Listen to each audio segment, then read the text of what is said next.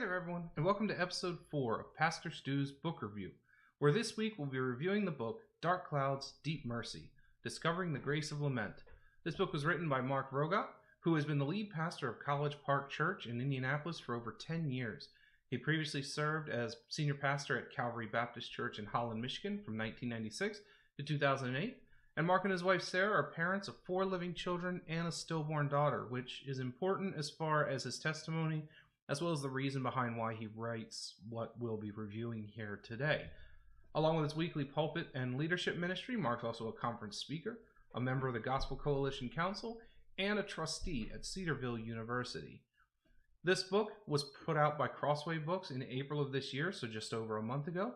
It's 195 pages, plus some appendices which offer good resources to help complement the book that he presents. For more information about Mark, you can click the link below in the description, where you'll be taken to his website to learn more of his story and about blogs and other things that he has going on. As always, we want to start by looking at the premise of the book. This is what's the problem as the author sees it, and how does he tackle it? How does he approach this issue? In this book, Dark Clouds, Deep Mercy, Mark suggests that there is an absence of a proper understanding of lament within the body of Christ. On page 19 of his introduction, he states that walking through sorrow without understanding and embracing the God-given song of lament can stunt the grieving process.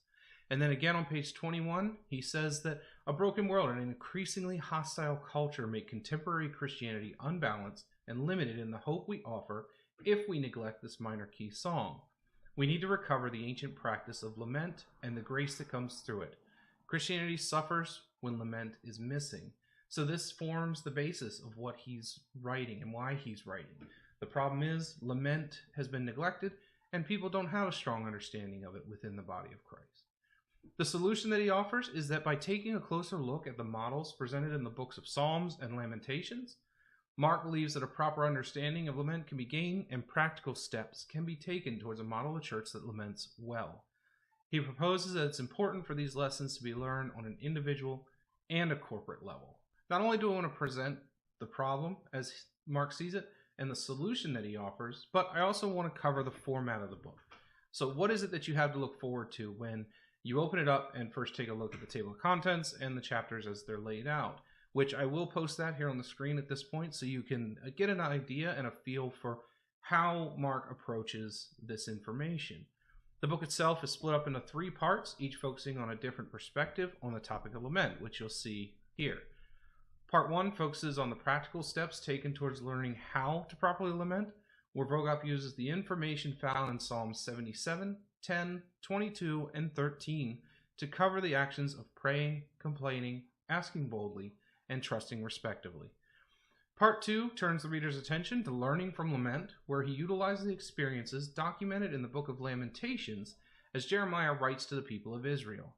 It's here that the author focuses on a better theological understanding, focusing on God's role, hope and truth, idolatry, and grace.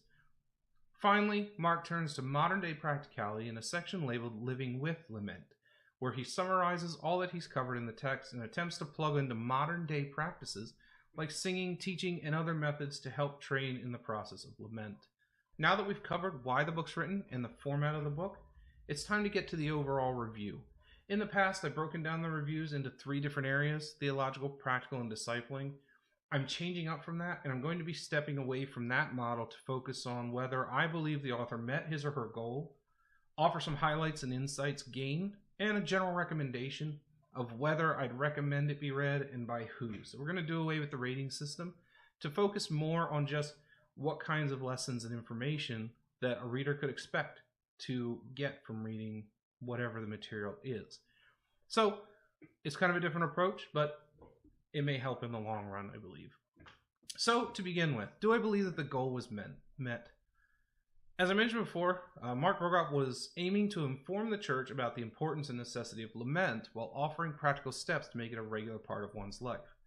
He sought to do this through the use of the Psalms and the book of Lamentations while interspersing personal stories and ministry experiences.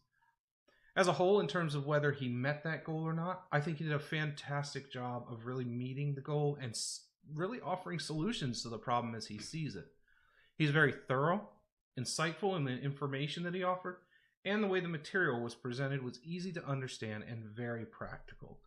I don't know, not that I'm an expert in lamentation or in lamenting, but I can't imagine much as far as someone really doing much better with this information. It's a tough subject to cover, and one that a lot of pastors and a lot of people don't want to touch just because it's hard. It's tough to deal with in a ministry setting.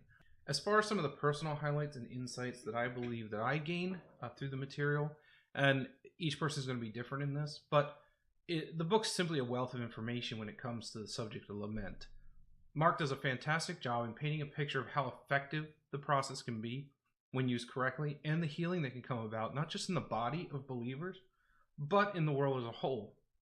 Some of the highlights that really stood out to me, first off, his vulnerability was incredible. As I said, the aspect of his life about having a stillborn daughter, he shares that story. He shares the journey that he and his wife went on through that experience and how it led him to this passion of helping people to learn how to really lament and to cry out to God, asking him those tough questions. So I really appreciated that vulnerability. Those are stories and things that are really tough for people to share. And by him opening up, and I'm sure with the permission of his wife to share that story, they've been able to reach out and heal, help others heal in the midst of trying times. Secondly, his emphasis on the countercultural idea about complaining to God. Mark's view is that it's okay to do so as long as it's clear of selfishness and it's focused, as Mark says, on the basis of our belief in who God is and what he can do. I think that's an incredible lesson. It's an incredible personal highlight that I gain as someone who struggles to really voice their opinion in a lot of situations, to say that you can go to God with these questions and you can go to God with these things that you don't understand. Thirdly, his empowering of people to say what is truly on their hearts and minds to God. Through years of bad teaching, people have learned and been taught that you got to mind your P's and Q's in front of God. Vroegop releases the burden and encourages believers to just tell God what their real complaints are. He at no point says that God's going to solve those issues or cater to your will and your request, but he does make it very clear that you just got to voice it. And even if it's misguided and misdirected, it's important to bring those complaints to God and to listen. So giving people the power to really put their voice out there to God is an incredible act. Next is the imagery of an eclipse. This was just an amazing picture to me, where Mark focuses some of the pages on discussing the reality that lament doesn't always bring us to the why of suffering and pain, which a lot of people want to know. But instead, what should be happening is, as we successfully lament, our trust in who God is overshadows the why of the situation. And that helps us to more effectively focus our trust on God and the fellowship that we have with him. Next, Vroegop shares on the importance of reading and knowing God's promises to mankind while in the midst of peaceful times, so that when times of trial do arise, we're more readily able to handle them. It doesn't mean that times of trial and difficulty don't affect us or don't hurt us, but it means that because we know who we can trust in and who we have fellowship with, that God's got it handled. And God's ways of thinking and handling situations aren't going to be the way that we think and handle situations. And then finally, a small phrase, but it's one that's repeated throughout the book, and one that I think holds a lot of power, is hard is hard, hard is not bad. This is probably one of the most insightful things that I came across while reading this book, and Mark repeats it as I said, and he encourages the reader to see that though life at times is hard, it's difficult, it doesn't necessarily mean that that difficulty and that pain and that hurt is a bad thing. It's just tough, but if we understand that it helps us to build character, then that's what we need to focus on. So now that we've covered the highlights, and as I said, I believe he fully hit the mark that he was aiming at, the question comes into, do I recommend it? As far as my personal recommendation for this book, I would definitely offer it as a beneficial read for anyone, whether they're currently in a time of trial or a time of peace. This would be an amazing discipling resource for a pastor, a spiritual director, other mentors to pick up and walk through with their people in order to prepare ahead of times of trouble. Ultimately, Mark Vroegop's Dark Clouds, Deep Mercy is appropriate for any believer at any level of spiritual maturity, and I would recommend picking it up and giving it a read if you can. So that's it. That's my review. I highly recommend it. He hits the mark of explaining lament, and there's a lot of insights, and this just barely scratches the surface of what he offers. So as always, guys, tell me what your thoughts are in the comments below. Do you agree with my review? Do you not agree with my review, and why? And let me know what books you're reading, or what books you would like to see me review in the future. And if you like this material, as always, I ask that you click that subscribe button, click that like button, and look forward to the next review that we have, which will be taking a look at something really different, really an oddity as far as what I've come across so far, but something that looks really interesting. And that book is called Transhumanism and the Image of God, Today's Technology and the Future of Christian Discipleship by Jacob Schatzer. Until then, guys, always remember, keep the faith, and remember that you're deeply cherished. Blessings.